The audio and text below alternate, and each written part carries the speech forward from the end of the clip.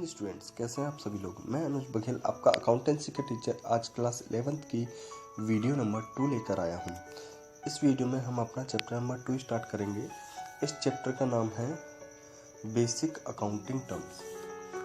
देखिए, ये अकाउंटेंसी आप सभी के लिए भी नया सब्जेक्ट है, तो किसी भी सब्जेक्ट के अपने डिफरेंट टर्म्स होते हैं और उनके कुछ स्पेसिफाइड मीनिंग्स होते हैं उस पर्टिकुलर सब्जेक्ट में। तो आप सभी को मैं कुछ इम्पोर्टेंट टर्म्स समझाने वाला हूँ जो आपको आगे चल के अकाउंटेंसी में बहुत ज़्यादा काम आएंगे, और इनको बिना ठीक से समझे आप लोगों को अकाउंटिंग करने में बहुत दिक्कत आएगी।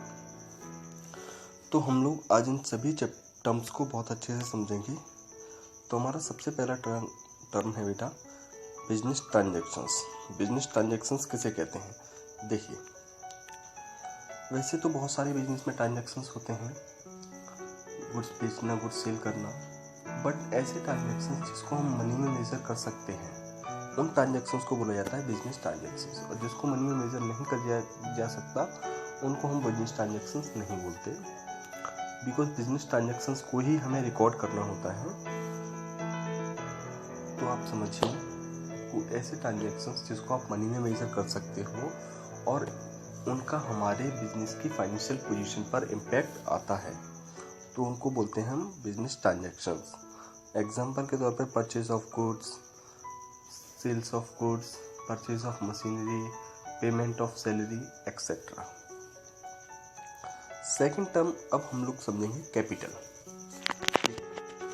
जब एक नॉर्मल ह्यूमन बीइंग कोई बिजनेस स्टार्ट करना चाहता है, तो उस बिजनेस को स्टार्ट करने के लिए, उस बिजनेस को अपनी डे टू डे एक्टिविटीज़ को मीट करने के लिए कुछ पैसे की ज़रूरत होती है, कुछ फंड की ज़रूरत होती है। तो जो पर्सन बिजनेस स्टार्ट कर रहा है वो बिजनेस को वो फंड देता है, जिसको हम अकाउंटेंसी की लैंग्वेज में बोलते हैं बेटा कैपिटल।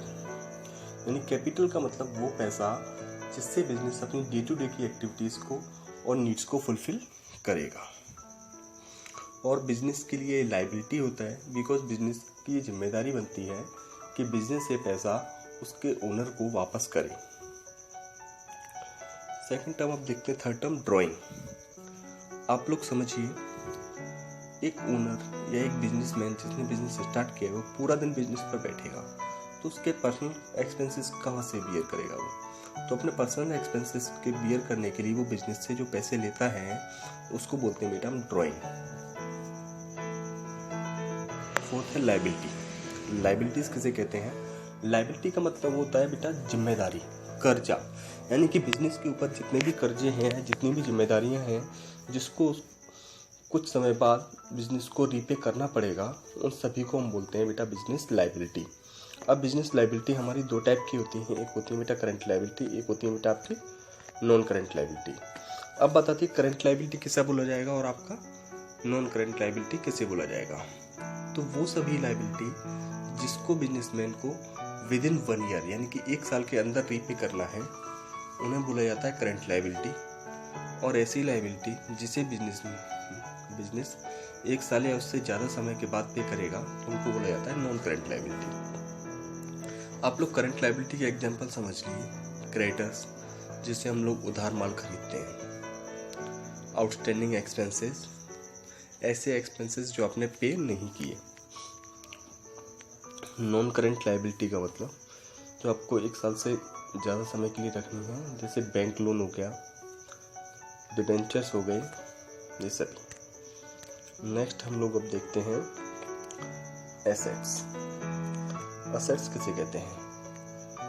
असेट्स को हिंदी में बोला जाता है बेटा संपत्ति। यानी कि बिजनेस को अपना डे टू डे एक्टिविटीज़ को रन करने के लिए जिन रिसोर्सेज की रिक्वायरमेंट होती है, उन रिसोर्सेज को हम बोलते हैं बेटा एसेट्स।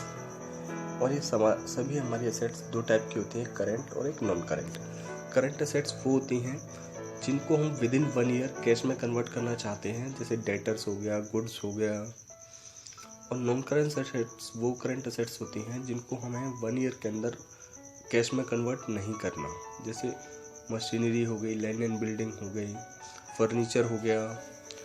और ये नॉन करंट एसेट्स आपकी दो टाइप की होती हैं, एक होती है टेंजिबल, एक आपकी इंटेंजिबल। टेंजिबल एसेट्स वो होती हैं जिनको आप देख सकते हो, टच कर सकते हो, फील कर सकते हो, जैसे फर्नीचर है, देख भी सकते हैं, टच भी कर सकते हैं। बिल्डिंग है, टच भी कर सकते हैं, देख सकते हैं, तो इसको बोला जाता है बेटा टेंजिबल असेट्स। इंटेंजिबल असेट्स जिनको आप देख भी नहीं सकते, टच भी नहीं कर सकते, ओनली फील कर सकते हो, जैसे गुडविल, पेटेंट, ट्रेडमार्क एक्सेट्रा।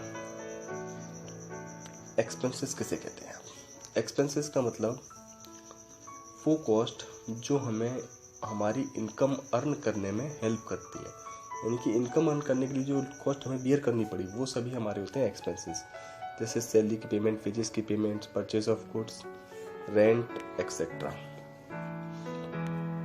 अब एक्सपेंडिचर देखते हैं। Expenditure is a broad term then expenses, ठीक है। और एक्सपेंडिचर को हम बेसिकली 3 पार्ट्स में डिवाइड करते हैं: रेवेन्यू एक्सपेंडिचर, कैपिटल एक्सपेंडिचर और इनकम।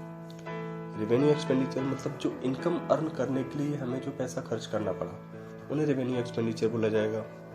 जैसे रेंट हो गया, इंटरेस्ट हो गया, वेजेस हो गया, सैलरी हो गई।